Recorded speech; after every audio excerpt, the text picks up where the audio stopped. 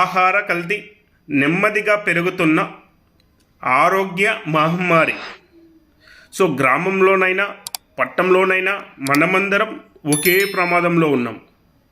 మనం తినే ఆహారం మన ఆరోగ్యాన్ని నాశనం చేస్తుంది. ఇది కేవలం కల్తీ సమస్య కాదు, ఇది దేశవ్యాప్తంగా పెరుగుతున్న ఆరోగ్య సంక్షోభం.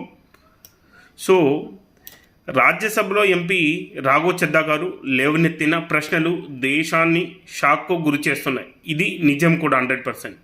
పాలలో యూరియా కలుపుతున్నారు, కూరగాయల్లో ఆక్సోటోజిన్ ఇంజెక్షన్లు కలుపుతున్నారు, పన్నీర్లో ప్లాస్టిక్ సోడా కలుపుతున్నారు, మసాల్లో ఇసుక పొడి, తేనెలో కృత్రిమ రంగులు, కోళ్లకు స్టెరాయిడ్ ఇంజెక్షన్లు ఇస్తున్నారు, ఐస్ క్రీమ్లో డిటర్జెంట్ కలుపుతున్నారు. సో మనం సండే అయితే చికెన్ లేకుండా ఉండలేకపోతున్నాం. సో అది కోళ్ళకు స్టెరాయిడ్స్ ఇవ్వడం వల్ల మనకు హెల్త్ ఇష్యూస్ ఎక్కువగా వస్తున్నాయి. ఈ స్టెరాయిడ్ ఇంజెక్షన్లు తినే చికెన్ ద్వారా ఆడపిల్లలు కూడా చాలా హెల్త్ ఇష్యూలు ఎక్కువగా వస్తున్నాయి, మెచ్యూర్ కావడం తొందరగా. సో దయచేసి చికెన్ను ఆడపిల్లలకి పెట్టుకుని ఉండడం చాలా మంచిది. సో ఇది మన ఆరోగ్యం అనేది ప్రజల ప్రాణాలతో ఆడుకుంటున్నారు చాలామంది వ్యాపారస్తులు. సో కొన్ని హాస్పిటల్స్లో ఎక్కువగా మనం వెళ్ళి హెల్త్ ఇష్యూలతో ఉన్నాం. సో ఎక్కడికి వెళ్ళిన హాస్పిటల్స్లో మెయిన్గా ప్రధాన ఆరోగ్య సమస్యలు 40 years కంతా క్యాన్సర్స్. సో రసాయనాల ప్రభావం వల్ల, కణాల మార్పు వల్ల క్యాన్సర్ అనేది వస్తుంది. సో లేడీస్లో అయితే గర్భసించి క్యాన్సర్ కానీ, బ్రెస్ట్ క్యాన్సర్స్, నోటి క్యాన్సర్స్ చాలా వస్తున్నాయి. మన లోకల్ అంటే మిడిల్ క్లాస్ వల్ల కాకుండా high rich families, like recent ఒక హీరోయిన్ కూడా రీసెంట్గా వచ్చి డెత్ అయినారు. సో క్యాన్సర్ అనేది చాలా డేంజరస్, చాలా పెద్ద జబ్బు. ఇంకా కిడ్నీ ఫెయిల్యూర్స్, యూరియా వంటి పదార్థాల వల్ల మన కిడ్నీ ఫెయిల్యూర్స్ అవుతాయి. సో హాస్పిటల్కి వెళ్ళి లక్షలు ఖర్చు పెడుతుంటాం, కిడ్నీ ఫెయిల్యూర్ అయిపోతాయి, ప్రాణాలు పోతుంటాయి. రీసెంట్గా ఒకరిని కలిస్తే ఒక కిడ్నీ ఫెయిల్యూర్ అయింది, ఇంకో కిడ్నీ కోసం వచ్చారు. సో ఏజ్ అయితే 40+ ఉన్నారు. ముందు కాలంలో ఒక మన అవ్వాతాత కాలంలో 60 నుండి 100 years వాళ్ళు కూడా గట్టిగా ఉన్నారు. 100 years ఇప్పుడు ఉండే వాళ్ళు కూడా, ఇప్పుడు 40 years వాళ్ళు కూడా ముసలి వాళ్ళు లాగున్నారు. లివర్ డ్యామేజ్ విషపూరిత కెమికల్ కారణంగా వస్తున్నాయి. హార్మోన్ అసమతుల్యత, ఆక్సోటోజిన్ స్టెరాయిడ్ల వల్ల పిల్లల్లో ఎదుగుదల సమస్యలు. సో నేను ఇంతకుముందు చెప్పినట్టుగా ఆడపిల్లలు మెచ్యూర్ తొందరగా కావడం, వాళ్ళ ఇమ్యూన్ బ్యాలెన్స్ వల్ల, ఈ మొబైల్కి అడాప్ట్ కావడం వల్ల, సో పిల్లలు వాళ్ళ ఒక ఫ్యూచర్ని ఎలా అని క్యాచ్ చేయలేకపోతున్నారు. సో చిన్న వాటికి ఆనందం పడిపోయి తల్లిదండ్రుల కన్నా ఏదో ఒక అబ్బాయి ఐస్ క్రీమ్ తీసేయడం వల్ల, సో ఇంక సంథింగ్ ఏమో చేయడం వల్ల, సో అబ్బాయి తల్లిదండ్రుల కన్నా అయిపోతున్నారు. ఎందుకంటే ఇంబ్యాలెన్స్, ఆ థింకింగ్ పవర్ అనేది లేకుండా పోతుంది. సో అది మనం తినే ఆహారం వల్ల, మనం వాడే టెక్నాలజీ వల్ల చాలా వస్తున్నాయి. ఇంకా చాలామందికి థైరాయిడ్ సమస్యలు, ఇంకా మెయిన్గా చెప్పాలంటే హార్ట్ ప్రాబ్లమ్స్. సో ఒక్కసారి హార్ట్ ప్రాబ్లమ్ వస్తే లక్షలు ఖర్చు పెట్టాలి. మన లక్క బాగుంటే ప్రాణం మిగిలొచ్చు, కొన్నిసార్లు ప్రాణాపాయంలో వస్తుంటాయి.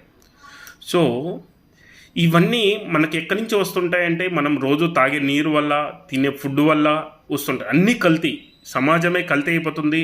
ఎవరో ఆలోచించలేకపోతున్నాం. హోటల్స్లో ఫుడ్, ఈ టేస్టింగ్ సాల్ట్ వల్ల క్యాన్సర్స్ వస్తున్నాయి. సో మనం చాలా జాగ్రత్తగా ఉండాలి. ఇది ఒక్క రోజుల్లో రావు, నెమ్మదిగా మన శరీరాన్ని కూల్చేస్తాయి, ఒక్కసారిగా పడేస్తుంది. గ్రామాల పరిస్థితి, గ్రామాల్లో రైతులు కూడా తెలియకుండానే రసాయనాలపై ఆధారపడుతున్నారు త్వరగా పండించడానికి. సో మందులు వాడుతున్నారు, యూరియా అంటే కృత్రిమ పద్ధతులు మర్చిపోయి సో ఎక్కువగా రసాయనాలపైన రైతులు కూడా ఆధారపడుతున్నారు. అక్కడి నుంచి వచ్చే కూరగాయలే మన ఇండ్లోకి వస్తుంటాయి, వాళ్ళు పండించే కూరగాయలే మనకు వస్తుంటాయి. మనం తినే కూరగాయల వల్ల, సో కొన్ని ఈ రసాయనాలు పండించిన కూరగాయల వల్ల హాస్పిటల్స్ హెల్త్ ఇష్యూలు వస్తున్నాయి. ఇంకా విలేజెస్లే కాదు, పట్టణాలు అంటామా, పట్టణాల్లో పరిస్థితి కూడా మరీ దారుణంగా ఉంటుంది. పట్టణాల పరిస్థితులు ప్రాసెసింగ్ ఫుడ్, ఫాస్ట్ ఫుడ్ భయంకరంగా తింటుంటారు. తక్కువ ఖర్చుతో ఎక్కువ లాభం కోసం కల్తీ చేస్తున్నారు. అదేవిధంగా ఫుడ్ సేఫ్టీ అనేది 30 days అంటే ఒక విజిటింగ్ చేస్తుండాలి, చేయడం లేదు. సో దీని ద్వారా పట్టణాల్లో మరింత దారుణంగా ఉన్నాయి. హాస్పిటల్స్ వెళ్ళినా మెట్రోపాలిటిక్ సిటీస్ కానీ నార్మల్ మున్సిపాలిటీస్లో కానీ ఎక్కువగా జబ్బులు పడిన వారే ఉన్నారు. అది ఒక బిజినెస్ లాగా అయిపోతున్నది వాళ్ళకి. సో వాళ్ళు ఏం చేయలేరు. సో మనం తినే రైతులకు వాళ్ళకే లాభాలు రావాలి. వాళ్ళు రసాయనాలు కలిపేస్తున్నారు. బిజినెస్ మ్యాన్లు మనం తినే అరటి పండు కూడా కల్తీ చేస్తున్నారు. ఏ టు జెడ్ కల్తీ ఏ టు జెడ్ కల్తీ అవుతుంది. సో ప్రభుత్వం ఏం చేస్తుందంటే ఫుడ్ సేఫ్టీ అధికారులు ఉన్నారు, చట్టాలు ఉన్నాయి, కానీ అమలు ఎంతవరకు అవుతుంది?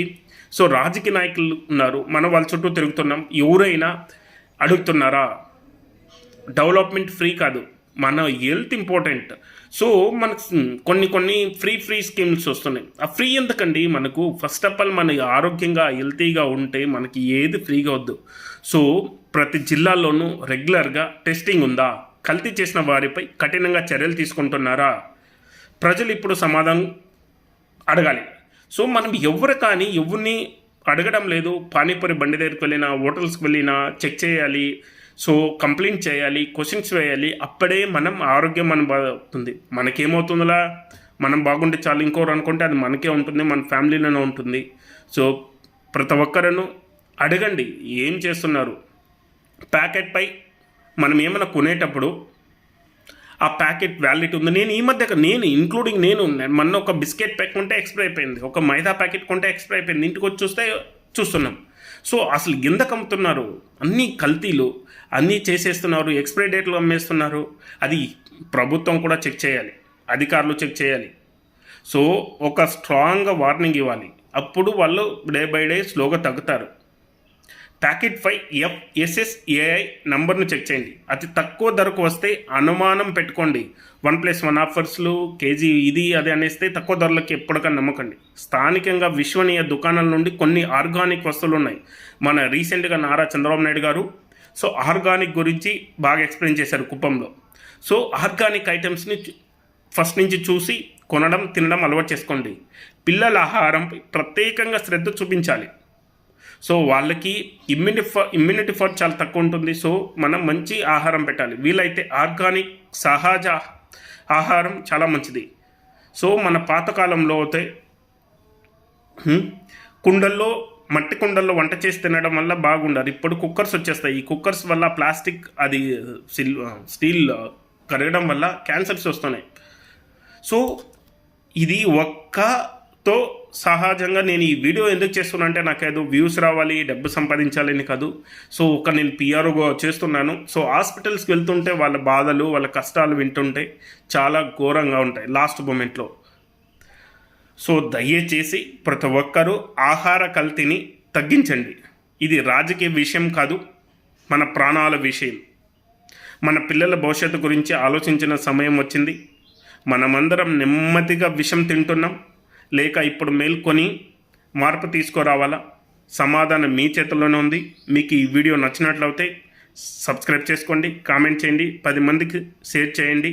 సో మనమందరం ఆరోగ్యం ఉండాలని కోరుకుంటున్నాం. Thank you for watching.